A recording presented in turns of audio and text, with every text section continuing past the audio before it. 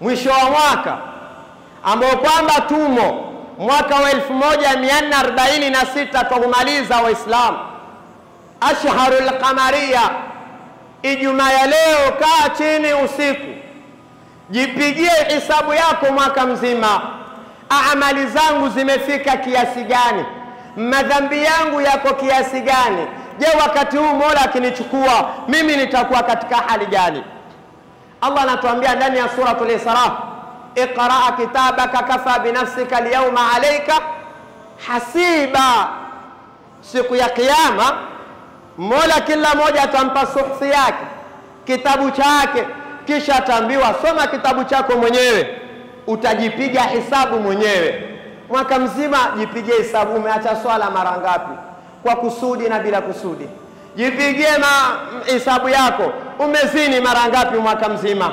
Jipigie hisabu yako, umesengenya wangapi, umeharibu heshima ya watu wangapi. Jipigie hisabu wewe mwenyewe. Wallahi hakuna atakayekupigia hisabu na madhambi yako, hakuna atakayekupigia hisabu na amali zako, ni wewe, kama Allah alivyotuambia ndani ya Qur'an, iqra kitabaka kafa binafsika alyawma alayka hasiba.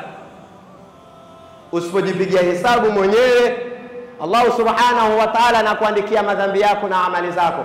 Faman ya'mal mithqala dharratin khayran yara. Huu mwaka mzima yale uliyofanya kwa siri yanaandikwa, uliyofanya dhahir yanaandikwa, ile ambayo kwamba labda ulidharau pia naye yanaandikwa, na Allah subhanahu wa ta'ala atakuonesha waman ya'mal mithqala dharratin sharran yara. Na kadhalika ikiwa ni shari, ni madhambi dogo, ulikuwa peke yako hakuna anayekuona, pia utaoneshwa na Allah subhanahu wa ta'ala.